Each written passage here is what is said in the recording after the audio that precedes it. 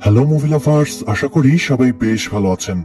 অনেকদিন ধরে আপনারা রিকোয়েস্ট করছেন মানি হাইস্টের মতো নতুন কোন একটা সিরিজ এক্সপ্লেন করতে, আর তাই আজকে আমি নিয়ে এসেছি নেটফ্লিক্সের টপ রেটেড সিরিজ লুপিন, যেখানে আমরা একজন মাস্টারমাইন্ড চোরের কাহিনী শুনবো, যে একজন সাধারণ ক্লিনার সেজে প্যারিসের বিখ্যাত লুভার মিউজিয়ামের হাইটেক সিকিউরিটিকে ফাঁকি দিয়ে সবার চোখের সামনে থেকে চুরি করে নেয় কয়েকশো কোটি টাকা দামের একটা নেকলেস।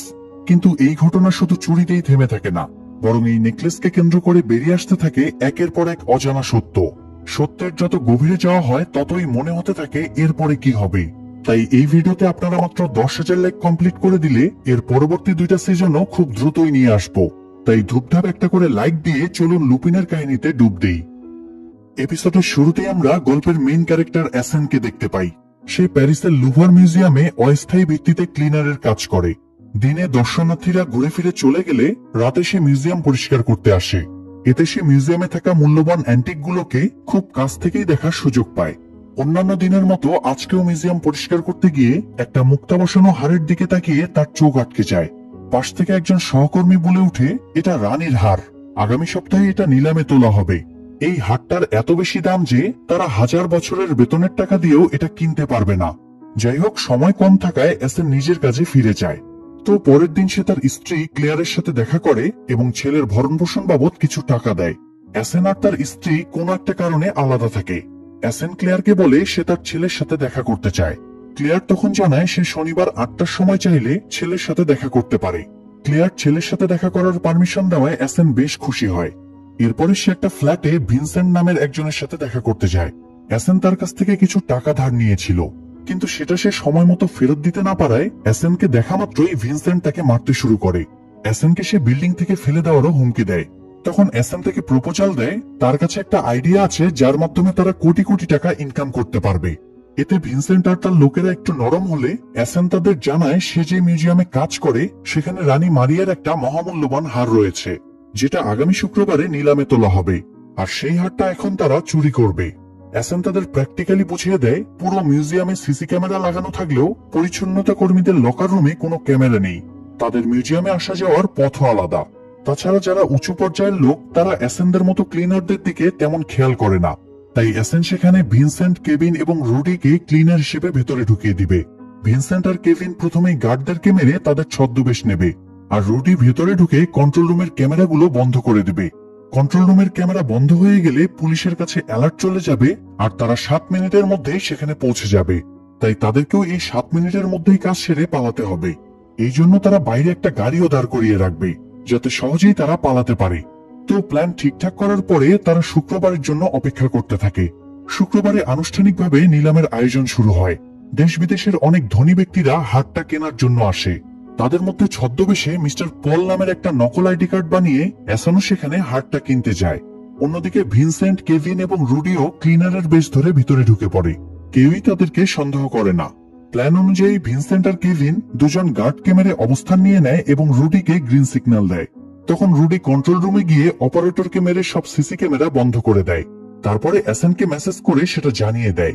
ততক্ষণে হারটার সর্বোচ্চ দাম 42 মিলিয়নে উঠে গিয়েছিল, আর সেই দামটা অ্যাসেনই বলেছিল।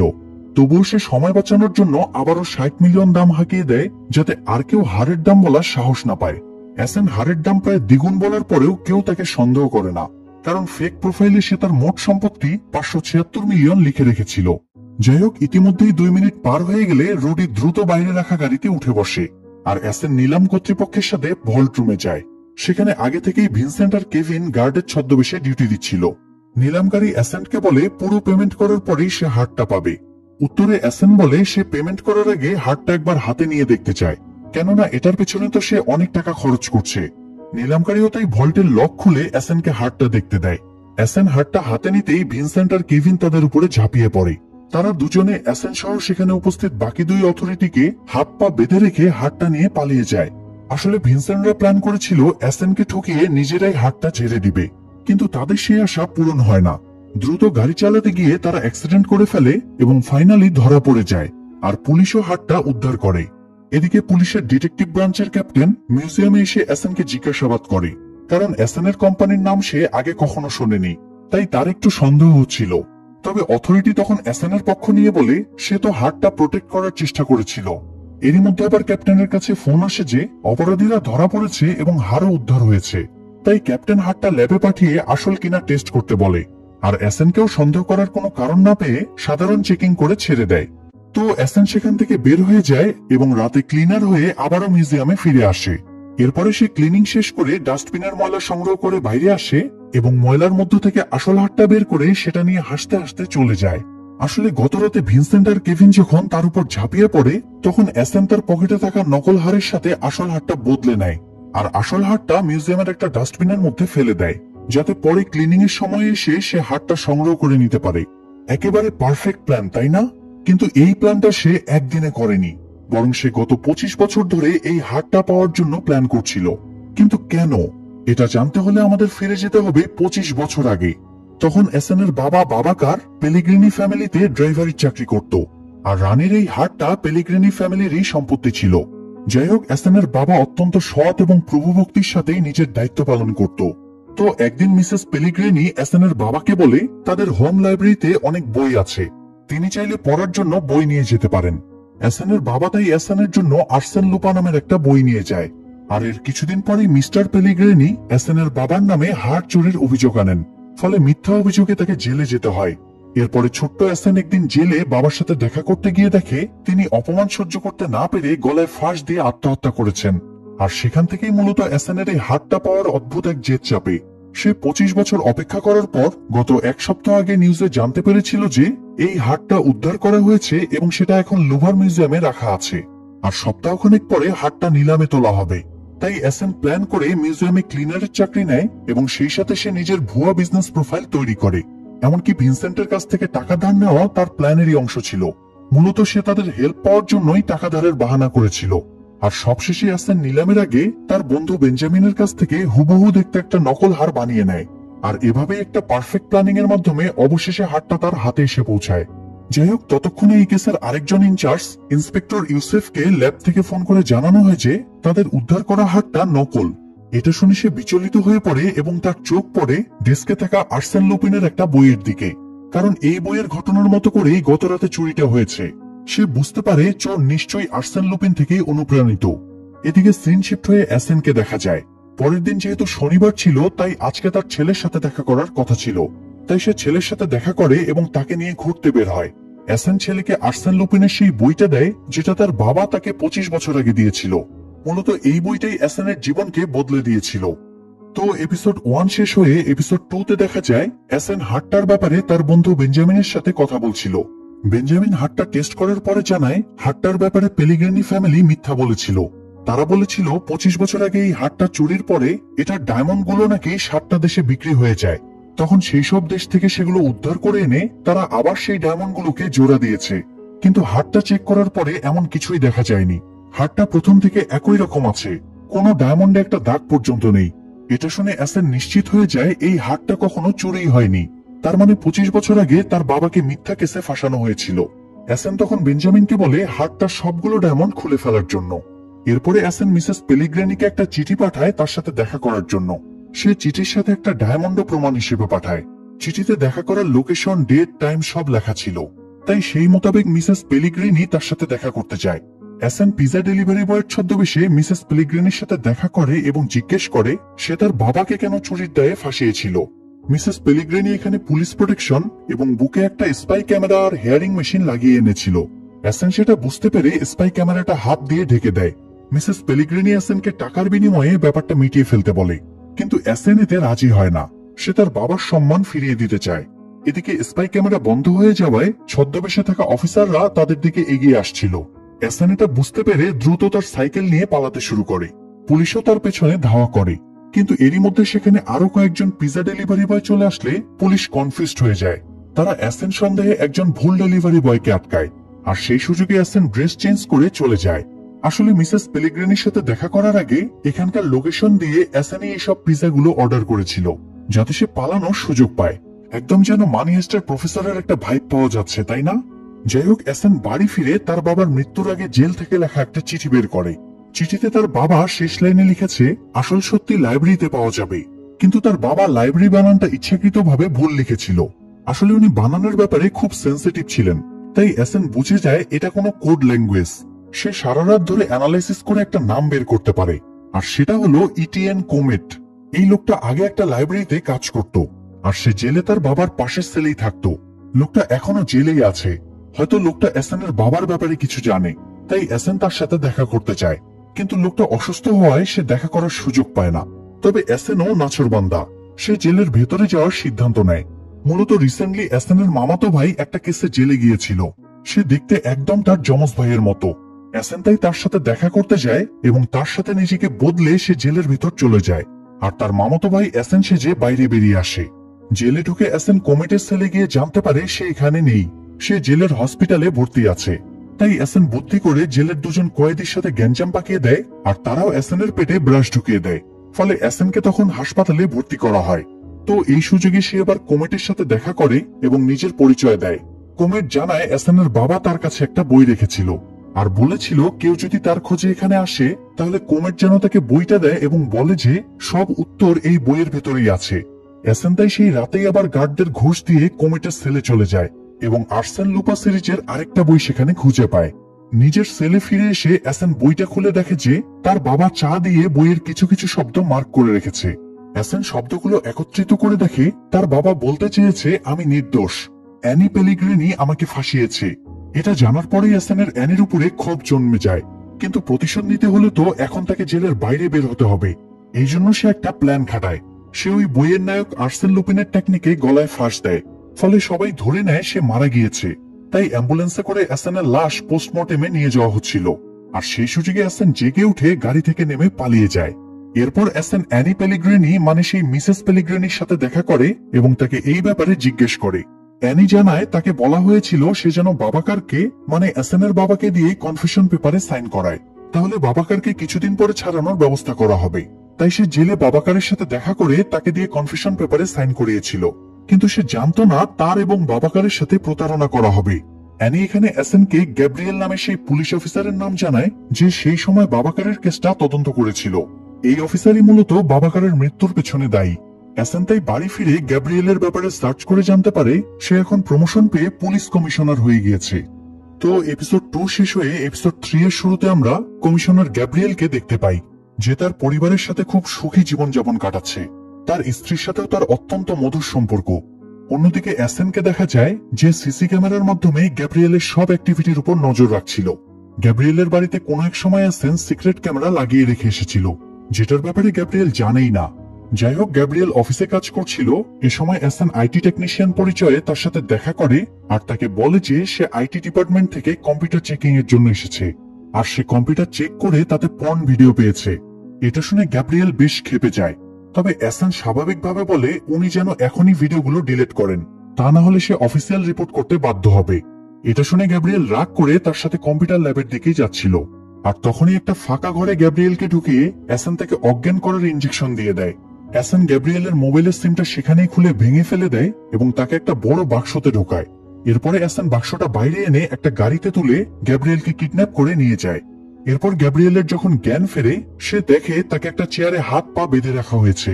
এসএন এর সময় সরাসরি তার সামনে না এসে পাশের ঘর থেকে একটা ডিভাইসের মাধ্যমে নিজের কণ্ঠ চেঞ্জ করে গ্যাব্রিয়েলের সাথে কথা বলা শুরু করে। এসএন স্ক্রিনে তার বাবাকারের কিছু ফটো দেখিয়ে গ্যাব্রিয়েলকে জিজ্ঞেস করে সে ওনাকে চিনতে পেরেছে কিনা। গ্যাব্রিয়েল বাবাকারকে দেখে চিনতে পারে এবং তখন 25 বছর আগের একটা ফ্ল্যাশব্যাক দেখা যায়। গ্যাব্রিয়েল বাবাকারকে গ্রেফতারের পরে মিস্টার পেলিগ্রিনির সাথে দেখা করে। সে মিস্টার পেলিগ্রিনিকে জানায় বাবাকারের কোনো ক্রিমিনাল ব্যাকগ্রাউন্ড নেই, সে সৎ এবং সাহায্যপরায়ণ মানুষ।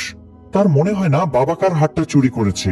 গ্যাব্রিয়েল বরং মিস্টার পেলিগ্রিনির দিকে সন্দেহের তীর ছুড়ে দিয়ে বলে আপনি কিছুদিন আগেই ওই হারের ইন্স্যুরেন্সের টাকা বাড়িয়েছেন, তাই হারটা চুরি হওয়া মানে তো তাতে আপনারই বেশি লাভ। এরপর গ্যাব্রিয়েল সত্যিটা খুঁজে বের করবে জানিয়ে সেখান থেকে চলে যায়। তো সিন আবারও বর্তমানে ফিরে আসে। এসএন স্ক্রিনে তার বাবার তদন্ত, ময়নাতদন্ত এবং স্বীকারোক্তির রিপোর্টগুলো দেখায়, যার সবগুলোতে গ্যাব্রিয়েলের সাইন ছিল। এসএন তাকে জিজ্ঞেস করে সে তার বাবাকে মিথ্যা কেসে কেন ফাঁসালো। সে তো তদন্তে কোনো হারই খুঁজে পায়নি, তাহলে কিসের ভিত্তিতে তার বাবাকে শাস্তি দেওয়া হয়েছে, আর কেনই বা তার বাবাকে শাস্তি কম দেওয়ার নামে ওনার কাছ থেকে চুরির স্বীকারোক্তি আদায় করা হয়েছিল। গ্যাব্রিয়েল তখন কোনো কথার উত্তর দিতে না চাইলে এসএন তাকে তার ব্যাংক ডিটেলস এবং দুর্নীতির কিছু প্রমাণ দেখায়।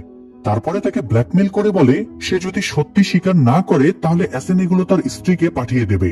আসলে গ্যাব্রিয়েলের স্ত্রী তাকে আদর্শ সৎ নিষ্ঠাবান মানুষ হিসেবে জানত, এই জন্যই অ্যাসেন এই পথটা বেছে নেয়। তবে গ্যাব্রিয়েল তার কথাকে গুরুত্ব না দিলে অ্যাসেন সত্যিই গ্যাব্রিয়েলের স্ত্রীকে ফোন দেয়।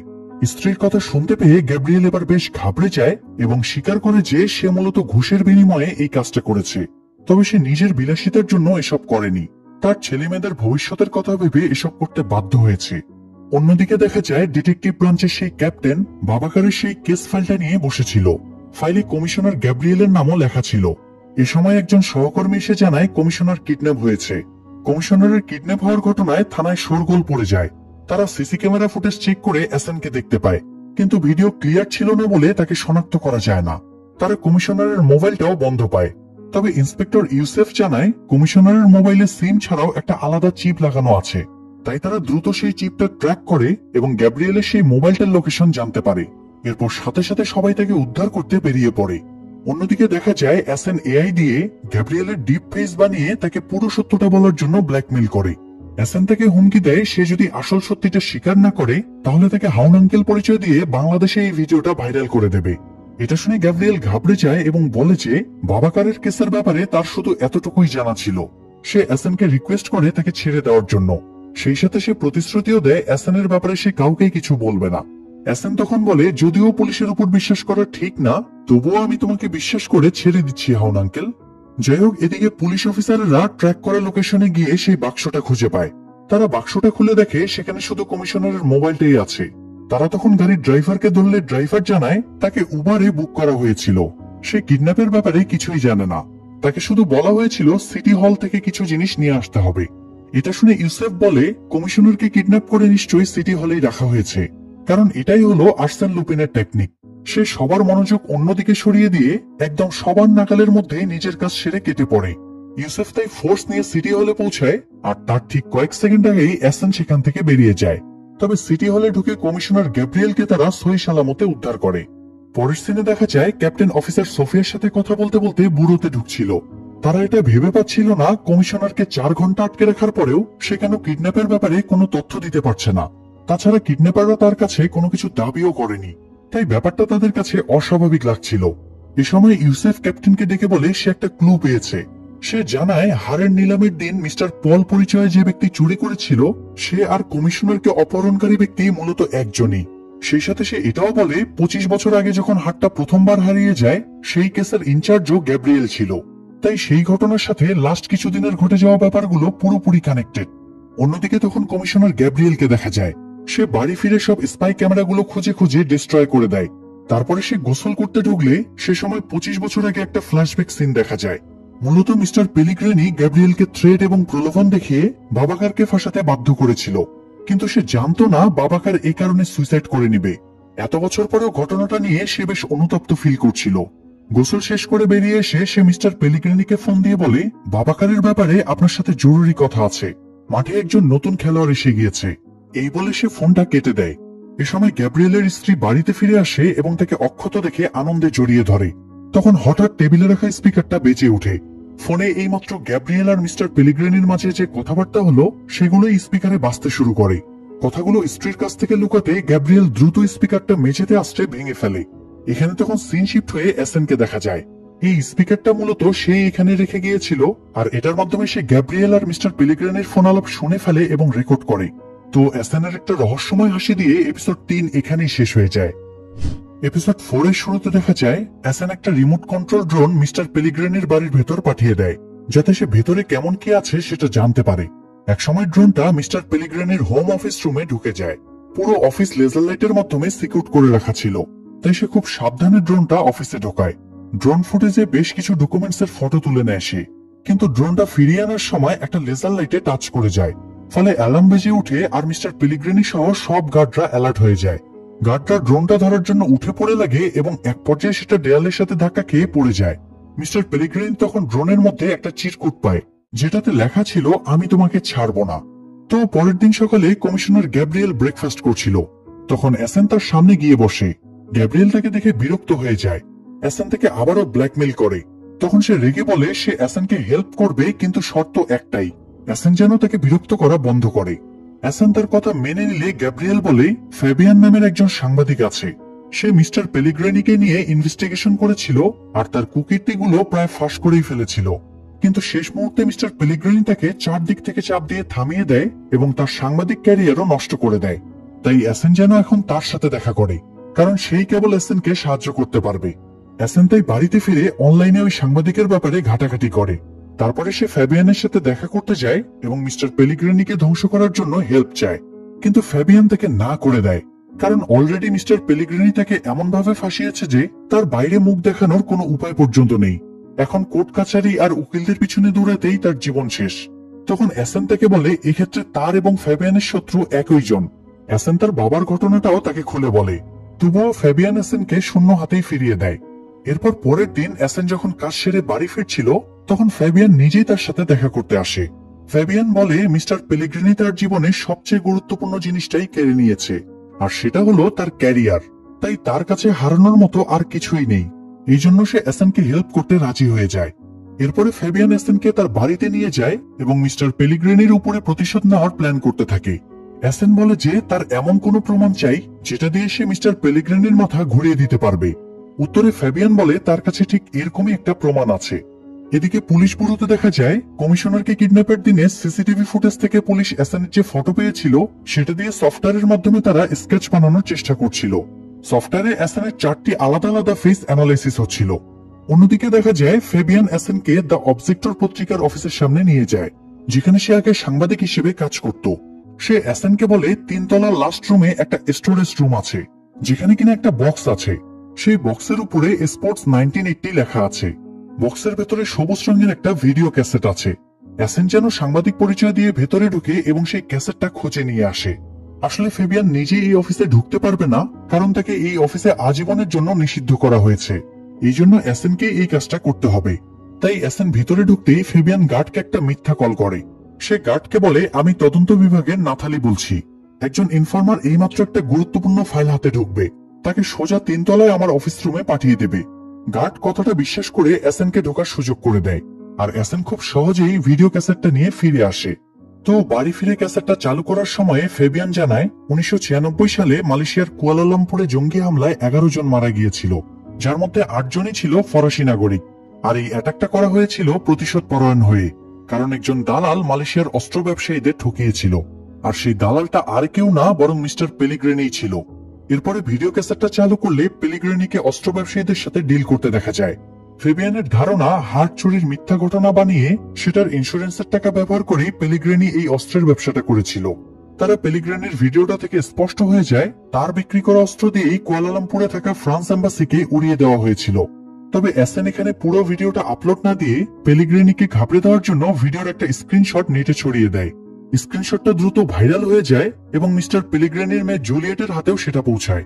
জুলিয়েট এটা বাবাকে দেখালে সে সব অস্বীকার করে এবং বলে যে এসব হচ্ছে বিরোধী দলের চক্রান্ত, তাকে ফাঁসাতেই কেউ এগুলো করছে।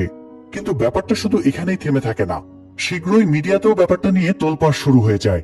মিস্টার পেলিগ্রিনি মিডিয়াকেও একই কথা বলে, সেই সাথে হুমকির সুরে বলে যে তার নামে বদনাম ছড়ানোর চেষ্টা করছে সে যেন প্রমাণ সহ তার সাথে দেখা করে। এমন সময় সাংবাদিকদের ভিড়ের মধ্য থেকে ফেবিয়ান মাইক্রোফোন হাতে এগিয়ে আসে এবং মিস্টার পেলিগ্রিনিকে জিজ্ঞেস করে, আপনার হাত কি এখনো জঙ্গি হামলায় নিহতদের রক্তে লাল হয়ে আছে? মিস্টার পেলিগ্রিনি রাগী চোখে কিছুক্ষণ ফেবিয়ানের দিকে তাকিয়ে থাকে, তারপর কোনো উত্তর না দিয়েই চলে যায়। টিভিতে অ্যাসেনও ইন্টারভিউটা দেখছিল। অ্যাসেন ফেবিয়ানের এই কাণ্ডে বিচলিত হয়ে পড়ে আর ভাবে ফেবিয়ান এভাবে নিজের বিপদ কেন নিজেই ডেকে আনলো। কিন্তু ফেবিয়ান পেলিগ্রিনির মুখোমুখি হতে পারায় নিজের মধ্যে এক ধরনের শান্তি অনুভব করছিল। এরপরে ফেবিয়ান সেখান থেকে বেরিয়ে গেলে খেয়াল করে পেলিগ্রিনির এক লোক তাকে পেছনে ফলো করছে। তাই সে এপথ ওপথ ঘুরে সাবধানে বাড়ি ফেরে। বাড়িতে আগে থেকেই অ্যাসেন উপস্থিত ছিল। সে ফুল দিয়ে ফেবিয়ানকে অভিনন্দন জানায়, সেই সাথে তাকে সাহায্য করার জন্য ধন্যবাদও জানায়। তারা শীঘ্রই পুরো ভিডিওটা পাবলিশ করার প্ল্যান করে এবং অ্যাসেন এরপর নিজের কাছে ফিরে যায়। পরের সিনে ক্যাপ্টেন ইউসেফ এবং সোফিয়াকে কমিশনার গ্যাব্রিয়েলের সামনে বসে থাকতে দেখা যায়। তারা অ্যাসেনের যে স্কেচগুলো বানিয়েছিল সেগুলো গ্যাব্রিয়েলকে দেখায়। এগুলোর মধ্যে আসল অ্যাসেনেরও স্কেচ ছিল। তবুও গ্যাব্রিয়েল জোর দিয়ে বলে এদের মধ্যে কেউই তাকে অপহরণ করেনি। কিন্তু ইউসেফ সেটা মানতে পারছিল না। সেও জোর দিয়েই বলছিল হার্ট চুরি আর গ্যাব্রিয়েলের অপহরণের পেছনে একই ব্যক্তি জড়িত। এটা শুনে গ্যাব্রিয়েল কিছুটা রেগে যায় এবং তাদেরকে বলে এই দুটো কেস একসাথে না জড়িয়ে তারা যেন হার্টটা খোঁজার পেছনে ফোকাস করে, তা না হলে সে এই কেসটা অন্য কাউকে ট্রান্সফার করে দেবে। ক্যাপ্টেন তখন রিকোয়েস্ট করলে গ্যাব্রিয়েল এই কেসে ক্যাপ্টেন এবং সোফিয়াকে বহাল রাখে, কিন্তু ইউসুফকে সে এই কেস থেকে সরিয়ে দেয়, কারণ সে দ্রুত এই কেসটা সমাধানের দিকে এগিয়ে যাচ্ছিল। তাই ধরা পড়ে যাওয়ার ভয়ে কমিশনার থেকে এই কেস আর না রাখার নির্দেশ দেয়। তো যাই হোক, এদিকে আসেন মেকআপ করে নিজের চেহারা বদলে একটা চ্যানেলের টক শোতে যায়। তার উদ্দেশ্য ছিল পেলিগ্রানির ভিডিওটা আজ পুরো দেশকে লাইভ দেখানো, কিন্তু ভিডিওটা চালু করার আগেই পেলিগ্রানির লোকেরা ভিডিওর আসল জায়গাগুলো কাট করে দেয়। ফলে অ্যাসেনই উল্টো ভিলেন হয়ে যায়, আর পাবলিক ভাবে নিরীহ পেলিগ্রানিকে ফাঁসানো হচ্ছিল। অ্যাসেন সব বুঝতে পেরে টিভি অফিস থেকে পালাতে যাচ্ছিল, কিন্তু পেলিগ্রানির লোকেরা তাকে অ্যাটাক করে। তবে অ্যাসেন এখানে সবাইকে মেরে সেখান থেকে পালিয়ে যায়। এ সময় জুলিয়েট তার বাবাকে ফোন দিয়ে সন্দেহ করার জন্য সরি জানায়। সেই সাথে সে এটাও বলে ইন্টারভিউতে আসা লোকটা হয়তো অ্যাসেন, যে কিনা তাদের ড্রাইভার বাবাকারের ছেলে। সে অ্যাসেনকে হারের নিলামের দিনেও দেখেছিল। এটা শুনে পেলিগ্রানি সাবধান হয়ে যায় এবং নিজের শত্রুর ব্যাপারেও নিশ্চিত হয়ে যায়। এদিকে টিভিতে টকশোর ঘটনা দেখে ফেবিয়ান রেগে আগুন হয়ে যায়। এই সময় তার দরজায় কারো টোকা পড়ে। সে বিপদ আন্দাজ করতে পেরে বইতে অ্যাসেনের জন্য কিছু একটা লিখে রেখে দরজাটা খুলে দেয়। তখনই পেলিগ্রানির লিওনার্দো নামের এক পোষা গুন্ডা তার গলা চেপে ধরে এবং অ্যাসেনের ব্যাপারে জিজ্ঞেস করে, কিন্তু ফেবিয়ান তাকে কিছুই বলে না। তাই লিওনার্দো ফেবিয়ানকে মেরে তার গলায় ফাঁস দিয়ে ঝুলিয়ে দেয়। কিছুক্ষণ পরে অ্যাসেন ফেবিয়ানের বাড়িতে ঢুকে তার ঝুলন্ত লাশ দেখে হতভম্ব হয়ে যায়। টেবিলে পড়ে থাকা বইটার দিকেও তার নজর যায়। সে বইটা আর ফেবিয়ানের কুকুরটাকে নিয়ে চলে আসে। বাইরে এসে অ্যাসেন বইটা খুলে দেখে ফেবিয়ান লিখে রেখেছে এই লড়াই তাদের অস্তিত্বের লড়াই, তাই অ্যাসেন যেন এই লড়াই না থামায়। এই এপিসোডের শেষ সিনে দেখা যায় ইন্সপেক্টর ইউসেফ টকশোতে আসা লোকটার সাথে একটা স্কেচের হুবহু মিল পায়, আর সেই স্কেচটা হলো আসল অ্যাসেনের। তো দেখতে দেখতে আমরা লুপিন সিরিজের সিজন 1 এর লাস্ট এপিসোডে চলে আসলাম। এপিসোড 5 এর শুরুতে দেখা যায় ফেবিয়ানের মৃত্যুতে তার কুকুরটা খুবই বিমর্ষ হয়ে পড়েছে। অ্যাসেনেরও নিজেকে দোষী মনে হচ্ছিল। সে ভাবছিল যদি সে ফেবিয়ানকে এসবের মাঝে না জড়াতো তাহলে তাকে এভাবে মরতে হতো না। বন্ধু বেঞ্জামিনও তখন অ্যাসেনকে বলে মাথা থেকে এসব ভাবনা বের করে দিতে। আর কাল যেহেতু অ্যাসেনের ছেলের জন্মদিন, তাই তাকে পরিবারের সাথে সময় কাটানোর পরামর্শ দেয়। এরপর অ্যাসেন যখন সকালে ছেলের সাথে দেখা করতে যাচ্ছিল, তখন সে বুঝতে পারে তাকে কেউ ফলো করছে। এটা আসলে ফেবিয়ানকে খুন করা সেই লোকটাই ছিল। অ্যাসেন তার কাছ থেকে পালানোর জন্য দৌড় লাগায় এবং এক পর্যায়ে তার চোখ ফাঁকি দিয়ে স্ত্রীর বাড়িতে পৌঁছায়। অ্যাসেন ছেলেকে একটা গিফট বক্স দেয়, যার মধ্যে আর্সেন লুপিনের মতো ড্রেস, টুপি এসব ছিল। বাবার মতো ছেলেও আর্সেন লুপিনের ফ্যান ছিল, তাই এই গিফটটা তার পছন্দ হয়। অ্যাসেন সবাইকে দ্রুত রেডি হয়ে নিতে বলে। তারপর সবাইকে নিয়ে ঘুরতে বের হয়। তারা ট্রেনে করে এট্রেটে যাচ্ছিল, যেটা আর্সেন লুপিনের স্মৃতি বিজড়িত জায়গা। ট্রেনে পরিবারের সাথে অ্যাসেনের বেশ ভালোই সময় কাটছিল। এ সময় তার স্ত্রী ক্লিয়ার তাদের তিনজনের একটা সেলফি তোলে। অ্যাসেন সেলফিটা দেখতে গিয়ে জুম করে খেয়াল করে তাদের পেছনের সিটে লিওনার্দো বসে আছে। অ্যাসেন ফ্যামিলিকে ঝামেলায় ফেলতে চাইছিল না, তাই সে লিওনার্দোর মনোযোগ সরানোর চেষ্টা করছিল। অ্যাসেন প্রথমে ট্রেনের সবার মাঝে ছেলের জন্মদিন সেলিব্রেট করে। তারপর ক্লিয়ারকে বলে সে কোনো ড্রিঙ্ক পায় কিনা দেখে আসছে।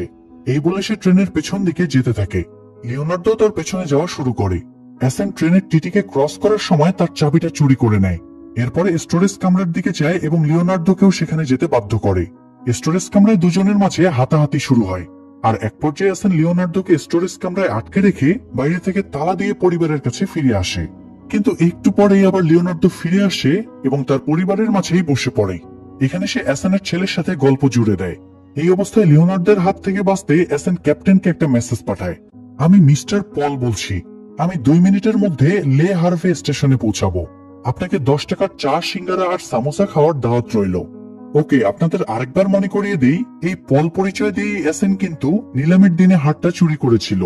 যাই হোক, মেসেজ দেখে ক্যাপ্টেন দ্রুত লোকাল থানায় ইনফর্ম করে দেয়। ট্রেন স্টেশনে থামালে অ্যাসেন স্ত্রী সন্তানদের আগে নেমে যেতে বলে, আর সে একটু পরে নামবে জানায়। সবাই চলে যাওয়ার পরে লিওনার্দো অ্যাসেনকে বলে সে যেন চুপচাপ তার ইনস্ট্রাকশন ফলো করে এবং তার সাথে যায়। অ্যাসেনও কোনো ঝামেলা না করে লিওনার্দের সাথে ট্রেন থেকে নেমে আসে। আর ঠিক তখনই লোকাল থানার পুলিশ তাদের ঘিরে ফেলে। কিন্তু এই পুলিশরা তো জানতো না যে পল আসলে কে, তাই তারা সন্দেহজনকভাবে লিওনার্দোকেই আটক করে। তারা তার পকেটে একটা পিস্তলও পায়, সেই সাথে হাড়ের একটা ডায়মন্ডও পায়। তাতে প্রমাণ হয়ে যায় সেই হলো পল। আসলে ট্রেন থেকে নামার আগে অ্যাসেনই কৌশল করে লিওনার্দোর পকেটে ডায়মন্ডটা ঢুকিয়ে দিয়েছিল। যাই হোক, অ্যাসেন রিল্যাক্সের সাথে স্ত্রী আর ছেলেকে নিয়ে বিচের ধারে ঘুরে বেড়াচ্ছিল। এ সময় বাবা মাকে স্পেস দিয়ে অ্যাসেনের ছেলে সাইডে একটু ঘুরতে যায়। অন্যদিকে ক্যাপ্টেন আর সোফিয়াকে দেখা যায় তারা অ্যাট্রেটে যাওয়ার প্রস্তুতি নিচ্ছিল। তারা কমিশনার গ্যাব্রিয়েলের কাছে পারমিশন চাইলে গ্যাব্রিয়েল বলে ওখানে কি বাতাবি লেবুর ফলন দেখতে যাবে? গাধার দল কোথাকার। পল নামে যাকে অ্যারেস্ট করা হয়েছে সে তো অন্য কেউ। আর তার কাছে যে পিস্তল পাওয়া গিয়েছে সেটা লাইসেন্স আছে। এমনকি তার পকেটে ডায়মন্ড কিভাবে আসলো সেটা সে জানেই না। তাই সেখানকার লোকাল পুলিশ তাকে ছেড়েও দিয়েছে। কথাগুলো শুনে ক্যাপ্টেন আবারও হতাশ হয়ে যায় আর ভাবে, ওই পল হারামিটা আমাকে আবারও বলদ বানালো। এদিকে এসএন আর ক্লেয়ার রিল্যাক্সে ঘুরাঘুরির এক ফাঁকে হঠাৎ মনে পড়ে অনেকক্ষণ ধরে তাদের ছেলেকে কোথাও দেখছে না। তারা হন্য হয়ে ছেলেকে খুঁজে বেড়াতে থাকে, কিন্তু কোথাও তাকে খুঁজে পাওয়া যায় না। আর খুঁজে পাওয়া যাবেই বা কিভাবে, কারণ তাকে তো ততক্ষণে লিওনার্দো কিডন্যাপ করে নিয়েছে। ছেলেকে না পেয়ে এসএন যখন নিরাশ হয়ে দাঁড়িয়েছিল, এমন সময় পেছন থেকে ইন্সপেক্টর ইউসেফ তাকে লুপিন বলে ডেকে ওঠে। আর এই টান টান উত্তেজনার মধ্য দিয়ে লুপিনের প্রথম সিজনটা এখানেই শেষ হয়ে যায়। লুপিনের প্রথম সিজন শেষে অনেক কিছুই কিন্তু অসম্পূর্ণ থেকে গেল। এসএন তো তার বাবার মৃত্যুর প্রতিশোধ এখনো নিতেই পারেনি। তার উপর আবার তার প্রধান শত্রু পেলিগ্রিনি তার ছেলেকেও কিডন্যাপ করে নিয়েছে। এছাড়া ইন্সপেক্টর ইউসুফও এখন তাকে চিনে ফেলেছে। এতগুলো বিপদ থেকে সে কি বের হয়ে আসতে পারবে, সেটা জানাতেই আমরা আবারও ফিরে আসবো লুপিনের সিজন 2 নিয়ে। তবে তার আগে অবশ্যই ভিডিওটিতে 10,000 লাইক কমপ্লিট করে দিন। আর সাবস্ক্রাইব করে না থাকলে দ্রুত সাবস্ক্রাইব করে রাখুন। তাহলে দেখা হচ্ছে সিজন 2 তে।